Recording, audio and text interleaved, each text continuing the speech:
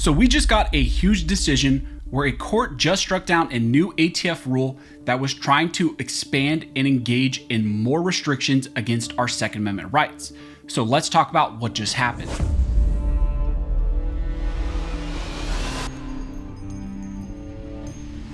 Now, before we jump into this video, I want to thank one of the new sponsors of the channel, which is Patriot Mobile. For 10 years, Patriot Mobile has been the only company in America, the only wireless provider that has Christian conservative values. Patriot Mobile offers dependable nationwide coverage, giving you the ability to access all three major networks. That means that the same coverage you would get from those companies is the exact same that you would get from Patriot Mobile.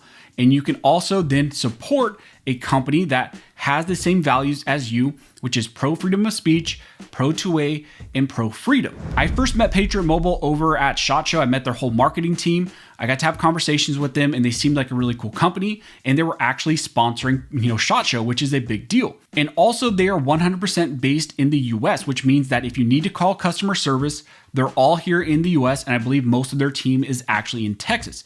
So I recommend that you guys check out Patriot Mobile if you're interested. You can go to patriotmobile.com/scholar, or you can call 972-PATRIOT. And if you use the code SCHOLAR, you can get a free activation fee. So again, really excited about this sponsor, a really cool company. They have the same values as us. And if you guys are interested, again, check out those links. As I mentioned in the intro, in this video, we're going to be talking about a huge decision that was issued that strikes down the ATF's new rule and blocks its current enforcement. We just received a decision from a federal district court in Texas, which granted GOA's request for a preliminary injunction. And that preliminary injunction, in effect, blocks the ATF's final rule on who is engaged in the business of dealing firearms. The case and decision that we're going to be talking about in this video is the Texas versus ATF case. This was a lawsuit filed by Texas, Gun Owners of America, other organizations in other states, and they aim to strike down the ATF's new rule. And today we received a decision from a court granting the preliminary injunction, which in effect blocks that ATF rule. Now, if you're not aware, this new ATF rule utilizes some of the definition changes that took place in the Bipartisan Safer Communities Act. In the Bipartisan Safer Communities Act, which was passed after the incidents in Uvalde, again, Congress changed some of the language of who is engaged in the business of dealing firearms. Under the new law, they changed the definition of engaged in the business in a way that actually makes casual sellers of firearms or potentially one-off sales also subject to FFL licensing requirements.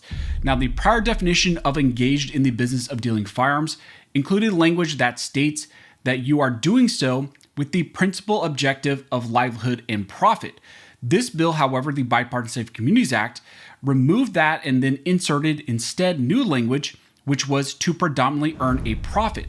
So that was a slight change, but an important change that the ATF then tried to run away with and expand and engage in overreach. Now, one of the main things that the final rule did is it created an intent-based system where the ATF will determine who intended to engage in the business of dealing firearms and therefore needed to have an FFL license before selling that firearm.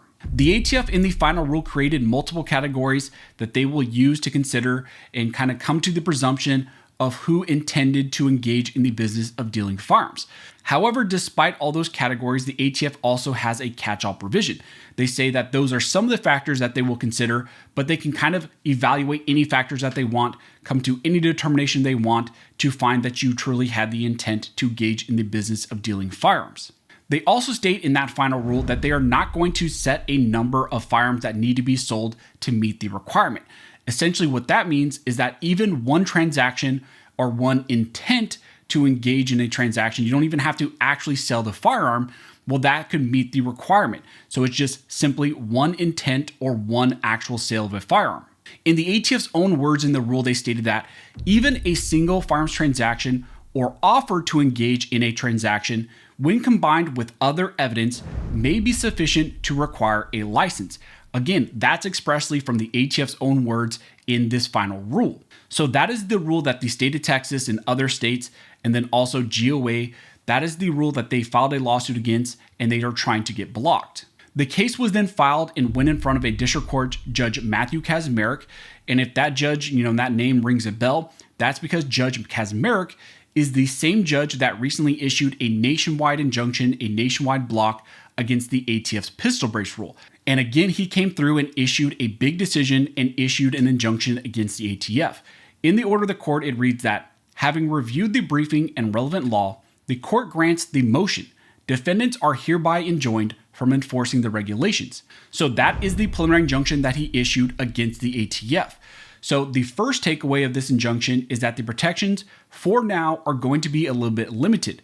It is going to protect those states that are named as plaintiffs, the individual named plaintiffs, so just the people who joined on as named plaintiffs, and then also all the 2A organizations and their memberships who are also named as plaintiffs.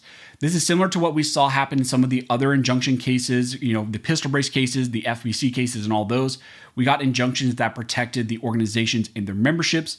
That is the same thing that's kind of happening here, but you have the nuance also where the states themselves have injunctions in their favor, and I believe that's going to extend to their residents as well. Now, in this decision, the judge stated that the injunction should be granted because the plaintiffs are substantially likely to prevail on their APA claims or their Administrative Procedure Act claims.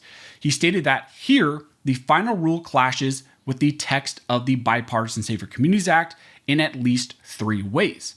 First, it asserts that there is no minimum number of firearms to actually be sold to be engaged in the business for the purposes of the licensing requirement. Defendant's proffered interpretation is severely undercut by Section 921A21C's use of 1. Firearms in the plural, 2. The phrase regular course, clearly contemplating a series of events, 3. Repetitive, meaning more than once, and 4. The section's exception of the sales, exchanges, or purchases in the plural. What the judge here is pointing out is that the ATF's final rule is not consistent with the actual text of the statute. The ATF's rule says a single transaction or even just a single intent qualifies, but the actual text of the statute clearly states and signals that it focuses on multiple sales, multiple transactions, not just one. He then states that the second issue is, second, the final rule suggests that actual profit is not a requirement of the statute. It is only the predominant intent to earn a profit through the repetitive purchase and resale of firearms that is required. In this section, Judge Kaczmarek is stating that the statute does include language about intent, but to say no profit is needed is not consistent with the text of the statute. The statute contemplates an actual action and an actual gain or profit, which the ATF's rule does not require. So again, the ATF's rule is directly contrary to what the text of the statute says. And he states that the final reason that the rule fails is because the rule cuts the statute's safe harbor provisions at the knees. So it undercuts some of the statutory language about, protections generally for the public. The statute's actual text states that engaged in the business of dealing firearms does not apply to personal collections, firearms that you collect for your personal hobby or for self-defense. However, the ATF's final rule directly again contradicts that language. The ATF final rule states that the term personal collection shall not include firearms accumulated for personal protection. Judge Kaczmarek states that position of the ATF is clearly not consistent with the language of what Congress passed even in the Bipartisan Safer Communities Act, put into effect through the statute text, and therefore the ATF has engaged in clear overreach with this final rule and it must be struck down. Therefore, he issued a preliminary injunction against the entire rule in favor of those plaintiffs. Now, I have no doubt that the ATF is going to appeal this up to the Fifth Circuit Court of Appeals. Every time that they lose at the preliminary injunction stage, they appeal up to the Fifth Circuit. Sometimes they even go crying up to the Supreme Court. But the Fifth Circuit has not been the friends of the ATF, and even more so, the Supreme Court also is likely not going to be the friend of the ATF. Right now, we have multiple cases pending for Supreme Court decisions. This term, the Supreme Court is set to rule in the Cargill ATF bump stock case. That is going to come by the end of this month at the end of this term. And then the Supreme Court also took review of the Vanderstock case, which deals with the ATF's rule on unfinished frames and receivers. They're going to review that and decide that next term. So again, you have 2 cases dealing with ATF overreach that are coming. And then you also have a bunch of other cases this term that are set to be decided, which deal with Chevron deference and agency overreach and interpretation and expansion of certain language. So that also is going to be very important coming at the end of this term. So great news coming out of this case. It's always awesome when the ATF's overreach is struck down. Big shout out to GOA and the attorneys there and all the other orgs that are involved in this lawsuit. I will leave a link down below to GOA where you can go support them. I highly recommend you go support them. They're an amazing organization. Also, if you like this video and you would like to support the channel, one of the best ways to do that is to like, comment, and subscribe. All those things help to fuel the algorithm, and it signals to YouTube that you guys see value in these videos and in this type of 2A news. But as always, thank you all for watching. Don't forget to like and subscribe. And don't forget, the station was built by Armed Scholars, and the station will be maintained by Armed Scholars.